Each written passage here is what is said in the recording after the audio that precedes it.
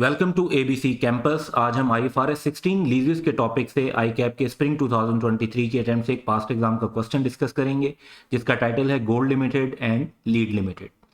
तो gold limited is a dealer of specialised engines और GL acquires each engine from a manufacturer at a cost of 58 million. ये खुद भी dealer हैं, तो यहाँ पे हमें ये ध्यान में रखना है कि ये लेसर मैन्युफैक्चर और डीलर लेसर वाला सिनेरियो आएगा। Eight a cost of 58 million और उसको सेल करते हैं फिर 71 मिलियन का on cash. Estimated economic life of engine जो है वो 5 ईयर्स है। On 1st January 2022, Lead Limited leased an engine from GL on 4-year lease term. First annual instalment ₹16 million की पे हुई है 1 जनवरी 2022 को, यानी एडवांस में है। And all subsequent annual instalments are payable on 1 January, subject to increase of ₹2 million in each year. LL incurred initial direct cost of ₹4 million, out of which GL reimbursed 1.5 million. GL estimates the residual value of engine at the end of lease term to be 5 million, यानी ये total residual value है। However, LL has guaranteed an additional amount of 3 million at end of lease term। 3 million additional amount भी guarantee की हुई है। Market rate for similar transaction 15% per annum है। As an incentive to LL for entering into lease, GL has incorporated an implicit rate of 10% per annum which is known to LL। तो interest rate implicit in the lease lessee को मालूम है। LL is also obliged to incur decommissioning cost of ₹9 million at the end of lease term। तो ये provision for decommissioning under IAS 37 deal करनी पड़ेगी। और discount rate of 12% हम assume कर सकते हैं, जहां पर रिक्वायर्ड हो लेकिन गिवन ना हो। ध्यान में रखना है कि इम्प्लिसिट रेट गिवन है और वो लेसी को भी नोन है, तो यहां पर हम 12% अप्लाई नहीं करेंगे, लेकिन जैसे प्रोविजन फॉर डीकमिशनिंग है उसके लिए हम ये 12% यूज कर सकते हैं। अब क्वेश्चन की रिक्वायरमेंट क्या है? क्वेश्चन की रिक्वायरमेंट ये है कि जर्नल एंट्रीज पास करें in the books of GL, जो कि लेसर है, for the year ended 31 December 2022। Journal entries books of GL जो कि लेसर है और 31 दिसंबर 2022 के लिए हमने ये एंट्रीज पास करनी है। तो इस सिनेरियो को सामने रखते हुए हम आंसर बनाते हैं। आंसर में हम सबसे पहले पार्ट ए लिखेंगे। गोल्ड लिमिटेड के लिए हम एंट्रीज कर रहे हैं, journal entries for the year ended 31 दिसंबर 2022। अब अगर हम शेड्यूल बनाते हैं अपना,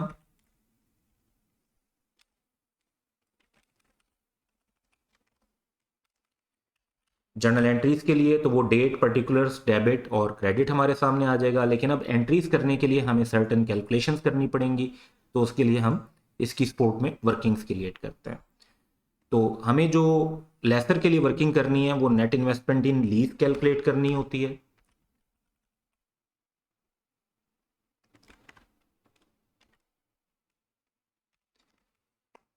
तो हम उसमें इंस्टॉलमेंट नंबर, इंस्टॉलमेंट की डेट, कैश फ्लोज और उसके बाद प्रेजेंट वैल्यू का फैक्टर और फिर प्रेजेंट वैल्यू को इनकॉर्पोरेट करेंगे। अब एक चीज़ जो इंपॉर्टेंट है वो ये है कि मैन्युफैक्चरर और डीलर लेसर ने सेल्स रिकॉर्ड करनी होती है। सेल्स रिकॉर्ड करनी होती है lower of fair value and present value of lease payment पे। और present value of lease payment जो है वो किससे लेनी चाहिए? वो मार्केट रेट ऑफ इंटरेस्ट से लेनी चाहिए। और इसमें मोस्ट लाइकली ये है कि 15% से जब हम कैलकुलेट करेंगे तो वो अमाउंट ही लोअर होगी, क्योंकि इम्प्लिसिट रेट 10% है जो कि आर्टिफिशियली लो इंटरेस्ट रेट कोट किया गया है। तो 15% से जो वैल्यू आएगी वो ही यूज होगी अल्टीमेटली।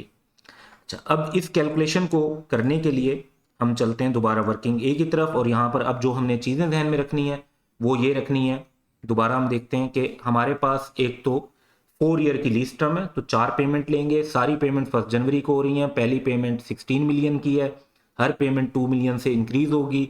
उसके बाद लेस जो अमाउंट है वो 5 मिलियन की गारंटेड रेजिडुअल वैल्यू एस्टिमेटेड और 3 मिलियन की एडिशनल गारंटी भी मौजूद है, यानी टोटल गारंटी जो है वो 8 की हो जाती है।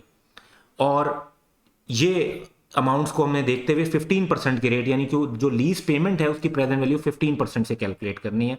तो इस स्टेप की तरफ चलते हैं। तो 4 साल की लीज टर्म है और उसके बाद गारंटी रेजिडुअल वैल्यू आएगी। इंस्टॉलमेंट जो है वो पहली 1 जनवरी 2022 को, फिर हर साल 1 जनवरी को ही पेमेंट हो रही होगी। और जब 4th ईयर का एंड होगा यानी 31 दिसंबर 2025, तो तब गारंटी रेजिडुअल वैल्यू के पैसे मिलेंगे। पहली इंस्टॉलमेंट 16 मिलियन क्वेश्चन में गिवन है, उसके बाद हर इंस्टॉलमेंट 2 मिलियन से बढ़ती जाएगी। गारंटी रेजिडुअल वैल्यू हम 8 मिलियन की लेंगे। हालांकि एक्सपेक्टेड रेजिडुअल वैल्यू 5 है, लेकिन लेसी ने 3 से ज्यादा गारंटी दी हुई है। डिस्काउंट फैक्टर अब 15% से आफ्टर 1 ईयर का हम जो तो 1 जनवरी को है, इसमें तो कोई टाइम पीरियड नहीं है। फिर after 1 year, after 2 years, after 3 years और आफ्टर 4 ईयर्स। कैश फ्लो को प्रेजेंट वैल्यू फैक्टर से मल्टीप्लाई करेंगे तो हमारे पास प्रेजेंट वैल्यूज आ जाएंगी। जब ये प्रेजेंट वैल्यू आ जाएंगी तो सिंपली हमने इनका टोटल कर लेना है, जो कि बनता है 65.81। अब अगर हम क्वेश्चन में देखें तो क्वेश्चन में हमें फेयर वैल्यू भी गिवन होगी। तो क्वेश्चन में जो हमें फेयर वैल्यू गिवन है वो गिवन है कि वो नॉर्मली इसको सेल करते हैं 71 मिलियन का।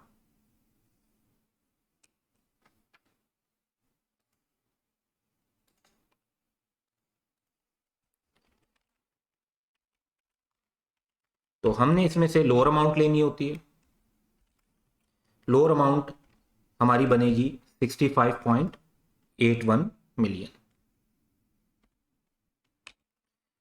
तो नेट इन्वेस्टमेंट और सेल्स हमारी इसी वैल्यू पे रिकॉर्ड होगी। अब हम एंट्रीज की तरफ चलते हैं। 1 जनवरी 2022 जब लीज एग्रीमेंट हुआ तो नेट इन्वेस्टमेंट इन लीज हम रिकॉर्ड करेंगे 65.81 की, जो हमने अभी वर्किंग में कैलकुलेट किया, और इतने की ही सेल्स रिकॉर्ड होगी। इनिशियल रिकग्निशन पर।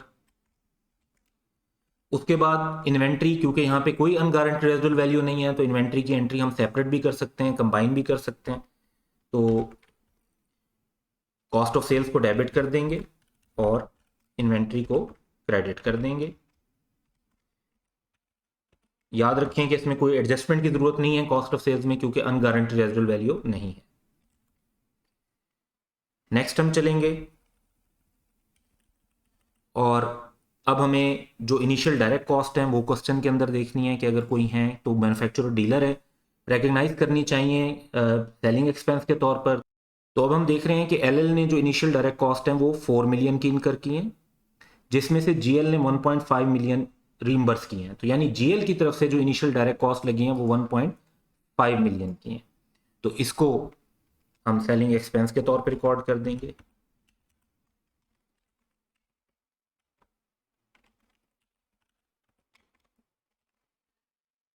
इसके बाद क्योंकि पेमेंट एडवांस में रिसीव हो रही है तो जो फर्स्ट पेमेंट है वो 16 मिलियन की क्वेश्चन में बताई हुई है कि फर्स्ट पेमेंट जो है वो 16 मिलियन की होगी।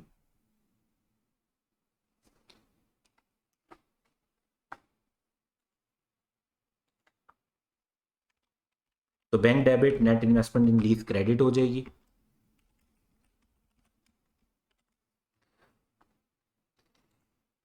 और ईयर एंड पर अब हमें इंटरेस्ट रिकग्नाइज करना है। अब ईयर एंड पर जब हमने इंटरेस्ट रिकग्नाइज करना है तो सिंपली हम कैलकुलेशन कर लेते हैं। देखें, आपने नेट इन्वेस्टमेंट को रिकॉर्ड किया था 65.81 से डेबिट और क्रेडिट किया था 16 से। तो नेट अमाउंट ले लें और नेट अमाउंट लेने के बाद उसका 15% इंटरेस्ट रेट ले लें।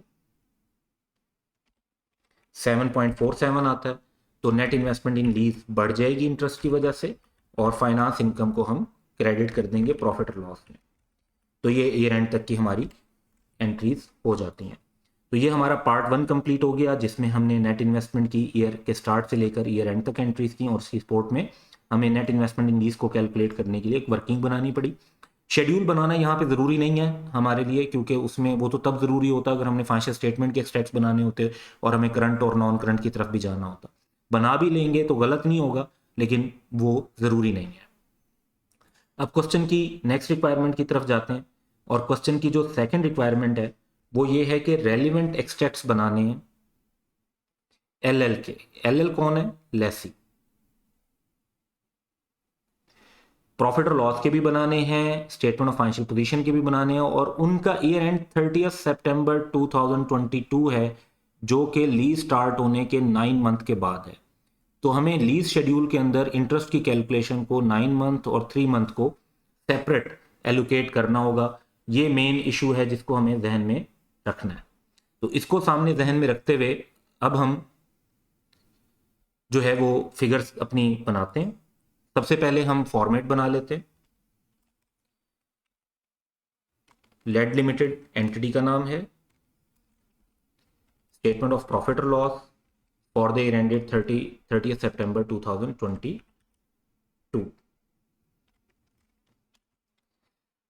इसके अंदर हमारी डेप्रिसिएशन, इंटरेस्ट वगैरह ये चीज़ें आ जाएंगी। अब हम इसकी स्टेटमेंट ऑफ फाइनेंशियल पोजीशन के एक्सट्रैक्ट्स भी बना लेते हैं, जिसमें हम लिखेंगे एज एट 30 सितंबर 2022, ये हमारा ईयर एंड है। इसके अंदर हमें शो करना है नॉन करंट एसेट को, जो कि right of use asset show करेंगे। हमें लीज लाइबिलिटी को नॉन करंट और करंट के तौर पर रिफ्लेक्ट करना होगा, तो उसको भी हम शो कर देंगे। इसके अलावा इसमें डीकमीशनिंग की प्रोविजन भी है, तो वो लाइबिलिटी भी रिकग्नाइज होगी। तो ये हमने एक जनरल फॉर्मेट बनाया। अब इसके लिए पहले हम वर्किंग भी कुछ डेवलप करते हैं, और वर्किंग हमें जो चाहिए होती है वो हमें लीज लाइबिलिटी की इनिशियल पेमेंट और उसके बाद राइट ऑफ यूज़ के लिए कैलकुलेशन के लिए फिगर्स चाहिए होती हैं। तो उसके लिए हम present value of lease payment की एक वर्किंग बनाएंगे, जो हम इसमें अगर आप नोटिस करें तो जब लेसर के लिए कैलकुलेशन की थी 15% से की थी, लेकिन लेसी के लिए हम calculation interest rate implicit in the lease जब नोन होता है तो उसी से करेंगे। जो market rate of interest use करने की रिक्वायरमेंट है वो मैन्युफैक्चरर और डीलर लेसर के लिए है, वो भी उस सिचुएशन में जहां पर उन्होंने आर्टिफिशियली लो रेट कोट किया। वो लेसी के लिए रिक्वायरमेंट ये है कि वो इम्प्लिसिट रेट को यूज करेंगे। नोन ना हो तो lessee incremental borrowing rate use होता है, लेकिन यहाँ पे नोन है तो सारी कैलकुलेशन 10% के हिसाब से होंगी। वंस अगेन देखें, जो ये हमारी वर्किंग बनी हुई है, वर्किंग सारी ऐसी होगी, लेकिन ये 15% के बजाय चीज़ें 10% के हिसाब से होंगी। तो बाकी सारी चीज़ें हम इसी तरीके से एक्सपेक्ट करेंगे। गारंटी रेजिडुअल वैल्यू देखें, लेसर ने 8 लिया है क्योंकि एक्सपेक्ट कर रहे हैं कि एसेट की वैल्यू 5 होगी, तो वो 3 एक्स्ट्रा उन्हें मिलेगा, यानी वो 8 मिलियन की गारंटी है उनके पास। लेकिन लेसी के लिए ये वैल्यू हम सिर्फ 3 लेंगे। लेसी के लिए सिर्फ 3 इसलिए लेंगे क्योंकि 8 की गारंटी अगर दी हुई है तो 5 की वैल्यू होगी एसेट की, तो लेसी एक्सपेक्टेड है कि कितने पे करेगा, जस्ट 3 पे करेगा। तो ये चीज आपने खास तौर पर नोट करनी है। यानी हमारे 4 तो इंस्टॉलमेंट्स हो जाएंगी, और उसके बाद गारंटी रेजिडुअल वैल्यू, इंस्टॉलमेंट्स की जो डेट है वो तो सेम है जैसे पहले हमने लेसर के लिए कैलकुलेट की है। कैश फ्लो 16 और उसके बाद हर 2 से इंस्टॉलमेंट बढ़ती जाएगी। लेकिन गारंटी रेजिडुअल वैल्यू लेसी के लिए हम लेंगे सिर्फ 3, नॉट 8, क्योंकि लेसी के लिए जब फिगर लेते हैं तो वो अमाउंट लेते हैं जो एक्सपेक्टेड होता है कि लेसी को पे करनी पड़ेगी। तो 5 की रेजिडुअल वैल्यू होनी है, इसका मतलब है कि लेसी को सिर्फ 3 की अमाउंट पे करनी पड़ेगी। 10% interest rate implicit in the lease के हिसाब से हम डिस्काउंट फैक्टर इनकॉर्पोरेट कर लेंगे। कैश फ्लो को प्रेजेंट वैल्यू फैक्टर से मल्टीप्लाई करेंगे तो हमारे पास प्रेजेंट वैल्यू आ जाएगी। तो हम यहां पर टोटल कर लेते हैं 67.47, ये present value of lease payment बनती है। अब अगर हम इसी पेमेंट से लीज शेड्यूल बनाएं जो कि पेमेंट इन एडवांस है, तो टिपिकल पेमेंट इन एडवांस का जो लीज शेड्यूल हमारे पास होता है वो हम बना लेंगे। यानी opening balance, payment, net balance, interest, closing balance. अच्छा, अब इसमें ज़रा केयरफुली हमने लेना है कि फर्स्ट पेमेंट जो है ना वो 1 जनवरी 2022 को हो रही है। अगर सारी लीज पेमेंट 67.47 से हम स्टार्ट करें तो जो हमारी पहली पेमेंट होगी वो 16 की होगी, जिसके बाद हमारा नेट बैलेंस बच जाएगा 51.47। इसमें हमने पहले 9 मंथ का इंटरेस्ट लेना है जो कि 3.86 बनेगा, और उससे क्लोजिंग बैलेंस आएगा हमारा 55.33, और फिर हमने 3 मंथ का अलग लेना है, यानी 51.47 पे 10%, और उसका 9 मंथ का जो इंटरेस्ट है वो हमने अलग लिया, और 3 मंथ का इंटरेस्ट हमने अलग लिया। और जब ये 3 मंथ का इंटरेस्ट भी शामिल हो जाएगा तो हमारे पास फिगर बन जाएगी 56.62। अब हमें क्योंकि यहाँ पर जो रिक्वायरमेंट है वो एक्सट्रैक्ट्स बनाने की है, तो करंट नॉन करंट को डिस्टिंग्विश करने के लिए हमें 1 साल आगे तक को भी देखना होता है। तो नेक्स्ट पेमेंट हमारी 1 जनवरी 2023 को होगी तब हमारा जो बैलेंस होगा वो 56.62 होगा, सेम एज दिस बैलेंस। और तब हमारी पेमेंट होगी 18 की, और फिर हमारा नेट बैलेंस हो जाएगा 38.62, जो कि हमारा नॉन करंट बैलेंस होगा। तो हमारा जो ईयर एंड है उस पर हमारे पास जो टोटल बैलेंस है वो 55.33 है, और ये अमाउंट जो है ये नॉन करंट की है। तो जो डिफरेंस होगा टोटल और नॉन करंट का, उसको हम करंट लायबिलिटी के अंदर शो करेंगे। अब अगर हम राइट ऑफ यूज एसेट की वर्किंग भी बनाना चाहें तो वो भी साथ के साथ ही बना लेते हैं, तो ईजी रहेगा।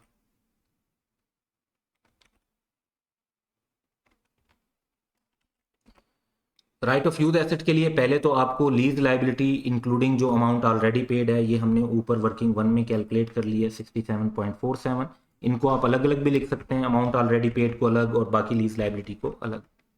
इनिशियल डायरेक्ट कॉस्ट जो है वो 4 की लगी हैं, लेकिन उसमें से 1.5 की लेसर से रीइंबर्स हो गई हैं, तो वो नेट कर देंगे। डी कमीशनिंग की कॉस्ट भी हमें इसमें कंसीडर करनी पड़ेगी। तो क्वेश्चन के अंदर अगर आप नोटिस करें तो डी कमीशनिंग की कॉस्ट उन्होंने दी हुई है 9 मिलियन, जो कि एंड ऑफ लीज टर्म लगेगी, और इसके लिए हमें डिस्काउंट रेट 12% का यूज करना होगा, क्योंकि ये लीज वाला रेट यहां पर अप्लाई नहीं होगा।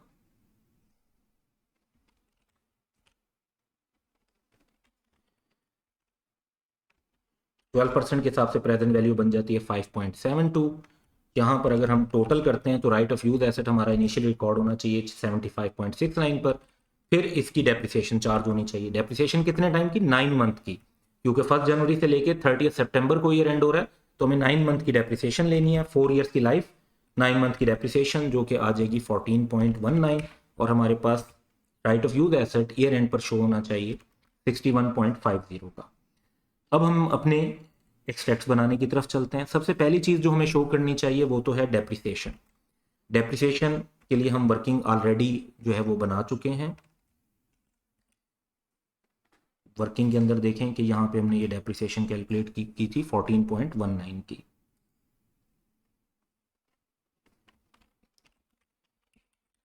उसके बाद हमें इंटरेस्ट एक्सपेंस लेना है लीज लाइबिलिटी पर, वो हमने ऑलरेडी शेड्यूल बनाया हुआ है। तो हमारा जो 9 मंथ का इंटरेस्ट बनता है वो बनता है 3.86, यानी 9 मंथ का, क्योंकि 9 मंथ गुजरे, अगले 3 महीने का इंटरेस्ट तो अभी टाइम ही नहीं गुजरा, तो उस वो एक्रू नहीं हुआ, वो भी हमारा एक्सपेंस नहीं बना, तो हमने सिर्फ 9 मंथ का इंटरेस्ट एक्सपेंस बनाना है।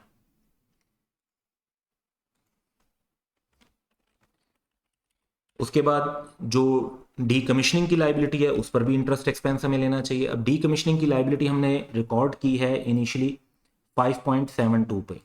अच्छा, ये इस पर रेट जो है वो 12% का है। 9 मंथ का इंटरेस्ट हम कैलकुलेट कर लेते हैं। 5.72, 12% का रेट, 9 मंथ का इंटरेस्ट जो इस पर बनेगा that would be 0.51।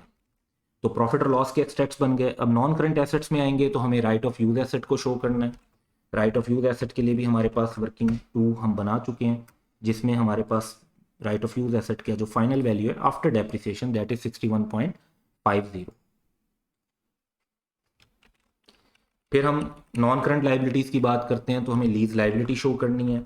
Lease liability के लिए हम वर्किंग 1 बना चुके हैं, तो वो फिगर लेंगे।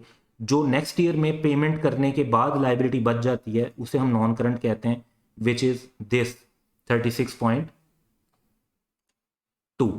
तो ये नॉन करंट लाइबिलिटी के तौर पर हम शो कर देंगे। और टोटल लाइबिलिटी में से नॉन करंट को माइनस कर दें। टोटल देखें हमारे पास कितनी है, टोटल है हमारे पास 55.33, नॉन करंट है 38.62। टोटल में से नॉन करंट माइनस कर दें, बाकी पोर्शन करंट पोर्शन है, तो वो हम शो कर देंगे